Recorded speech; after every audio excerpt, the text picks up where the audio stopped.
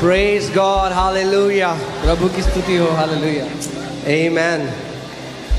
बाहर बरसात का मौसम है और रोडें पानी से भरी हैं, It's raining मगर outside. परमेश्वर के प्रेमी परमेश्वर के घर में हैं। Raining outside and the roads are waterlogged, but the lovers of God are in the house of God. Amen. Amen.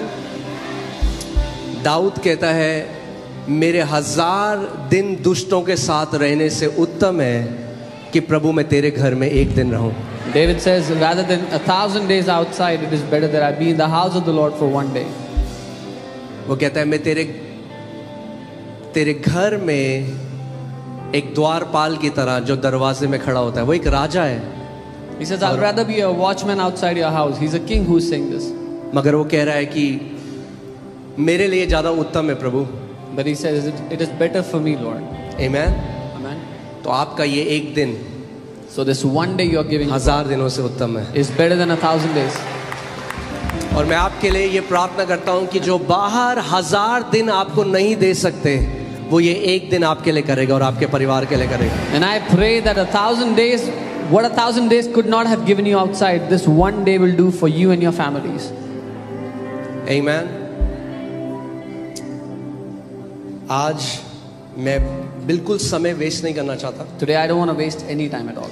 क्योंकि मुझे ऐसा लगता है कि आज परमेश्वर ने जो मुझे वचन दिया वो एक मैंडेट है, वो एक उसने मुझे असाइनमेंट दिया है अपनी पूरी देह के लिए एक वचन देने के लिए। Because I feel that the word that God has given to me is an assignment, a mandate for His entire body. ये केवल FOLJ कलीसिया के लिए नहीं है, This word is not just for the FOLJ मगर church, पूरी भारत देश की कलीसिया के लिए। but for the entire body of Christ in the nation of India. Amen. So मैं चाहता हूँ कि आज का वचन आप ध्यान धरकर सुने, I want you to hear today's word intently. कुछ भी चीज आपको डिस्ट्रैक्ट न करने पाए। Let nothing distract you. Amen. Amen. जो वचन मैं आज देना चाहता हूँ वो है, प्रभु मुझे इस घृणित पाप से बचा। The word that I want to share today is, Lord, protect me from this और ये मेरी wicked sin. प्रार्थना है कि इस कलीसिया का एक भी व्यक्ति उस दुष्ट आत्मा के अधीन नहीं आएगा। And it is my prayer that not even one person of this church would come under the influence of that आइए हम demonic प्रार्थना spirit. करते हैं, फिर वचन की तरफ चलेंगे। We'll pray and go to the word. परमेश्वर पिता, आप सर्वशक्तिमान परमेश्वर हैं, Father God, you are the Almighty आप God. महान हैं। You are Almighty. हम प्रभु नम्रता के साथ आपकी उस उपस्थिति में आते हैं, With humility we come into your presence, Lord. प्रभु ये जानते हुए कि हर एक अच्छा दान और वरदान आपकी ओर से आता है। Knowing this, that every good and perfect gift comes from you. प्रभु मैं प्रार्थना करता हूँ कि तू आज हम सब की समझ को खोल दे। Lord, I pray that you open our understanding today. हमारे कानों को परमेश्वर तू आज खोल दे, That you would open our ears today. कि हम तेरे वचन को और तेरे हृदय को जान सकें। That we would know your word and we would know your heart. तू हमें अंधकार से निकाल कर ज्योति में ला चुका है परमेश्वर। Father, you have translated us from the kingdom of darkness into the kingdom of light. कोई भी ऐसा झूठ जो हमने विश्वास किया है, मैं प्रार्थना करता हूं कि आज तेरा वो तेज जो तेरे सिंहासन से निकलता है परमेश्वर, वो आज हर एक उस अंधकार को नाश कर दे। Any lie that we have believed, Father, we pray that that glory that proceeds from your throne would wipe away that lie from our Prabhu lives. मैं प्रार्थना करता हूं कि आज का वचन सटीकता के साथ उतरेगा परमेश्वर, और हर एक सुनने वाले को बहुत आशीष मिलेगी। I pray that the word today will come down with accuracy and bless everyone who is hearing. प्रभु यीशु मसीह के नाम में, In Jesus' name. और कलीसिया कहे आमेन। आप सब बैठ सकते हैं। You all can be seated. Okay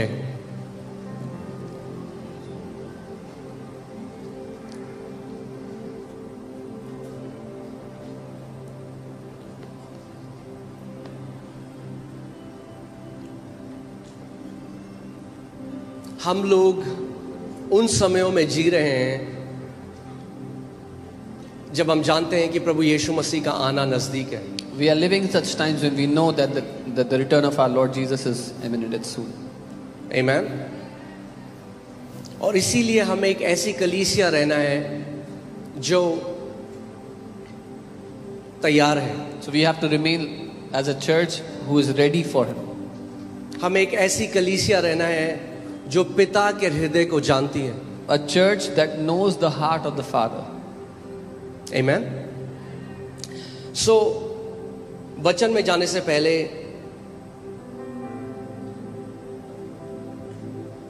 एक परमेश्वर के भविष्यद्वक्ता हैं जिनका नाम रिक जॉयनर है.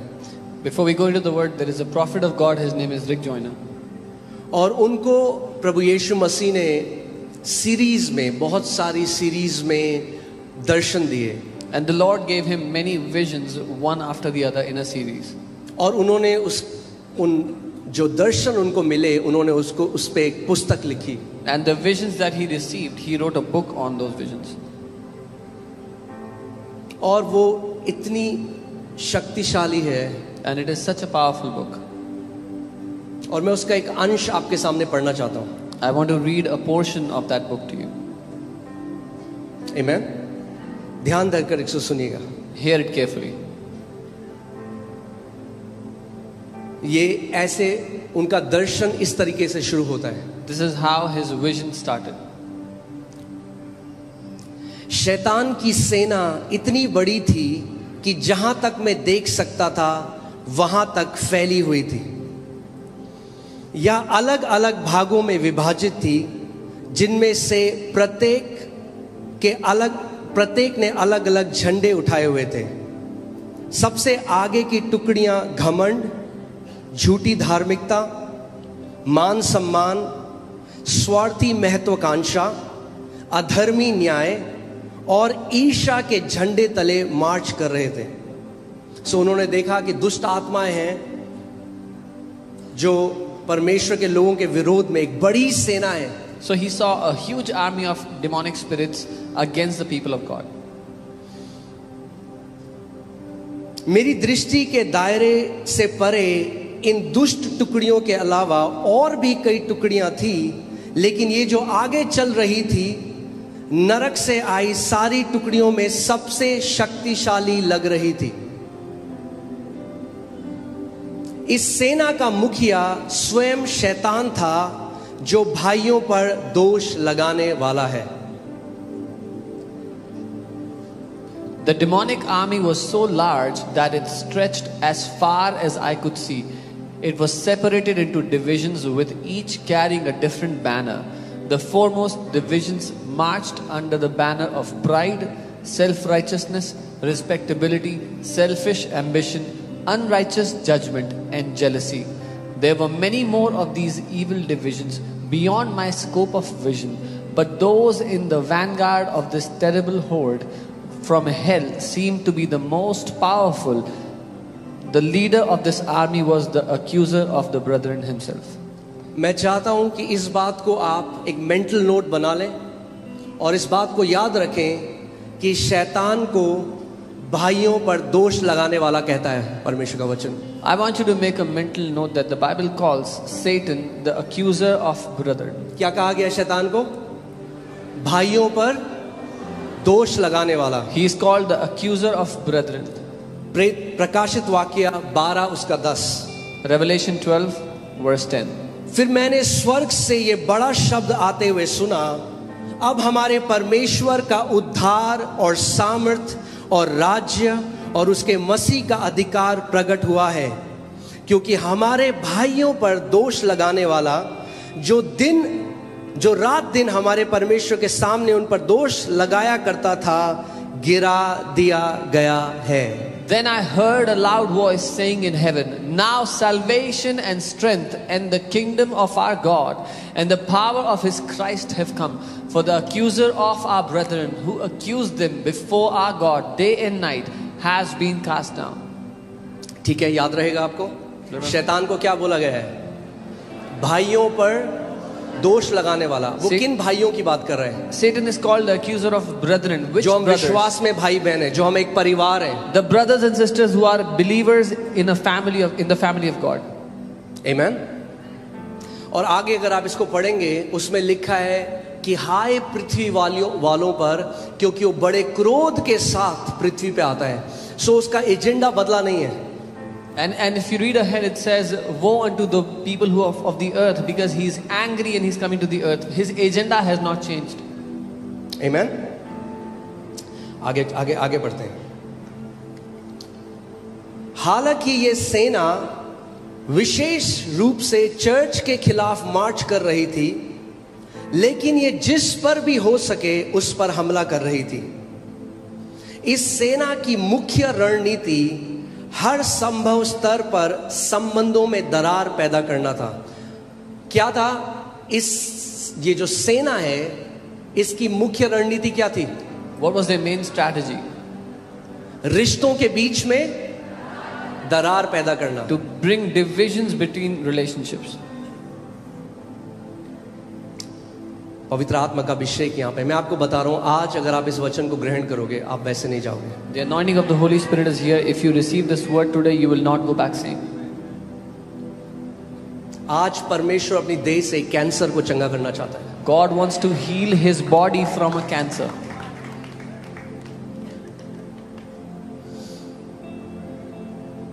इस सेना की मुख्य रणनीति हर संभव स्तर पर संबंधों में दरार पैदा करना था, अलग अलग कलीसियाओं के बीच में. So this is what devil wants. ये है जो शैतान करना चाहता है कि एक चर्च दूसरे चर्च से लड़ाई करे. That one church would fight another church. एक पास्टर दूसरे पास्टर से लड़ाई One करे. pastor would fight another pastor. एक कलीसिया दूसरे कलीसिया को अपना दुश्मन देखे. One church would see another church as their enemy. क्या उसी पिता ने हम सबको नहीं बुलाया? It's not the same Father called. क्या all उसी of us. लहू से हम सब नहीं धोए गए? Are we not washed by the same blood? हमारी कलीसियाओं के नाम अलग अलग हो सकते हैं. The names of our churches can be different. है तो हम उसी की कलीसिया, But we are all His है church. तो हम उसी का परिवार. All of us are His family. This is what Satan wants. ये है जो शैतान चाहता है. एक कलीसिया दूसरी कलीसिया से लड़ाई करे. One church fighting against another church.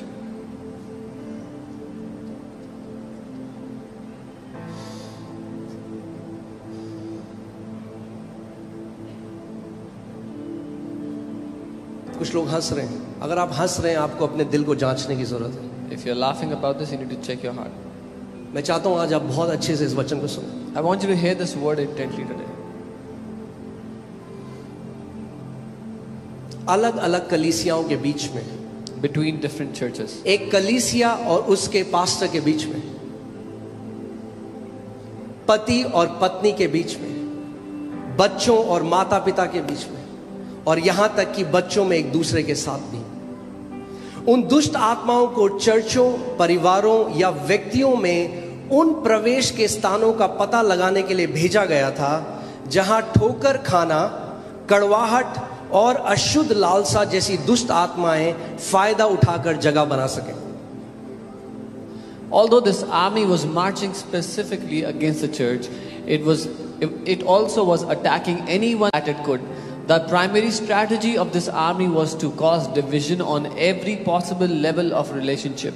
Churches with each other, congregations with their pastors, husbands and wives, children and the parents, and even children with each other. The scouts were sent to locate the openings in churches, families or individuals that such spirits as rejection, bitterness and lust could exploit and enlarge. परमेश्वर का वचन हमें कहता है, शैतान को जगह ना दो. The word of God tells us, do not give any space to the यानी devil. हम शैतान को जगह दे सकते हैं. That means we can give a space to the devil. और वो जगह ढूंढ रहा है And he is looking for a place. कि कैसे मैं एंटर करूं इस कलीसिया में, कैसे मैं एंटर करूं इस परिवार में और नाश कर दूं इनको. Then how can I enter this church? How can I enter this family and destroy them?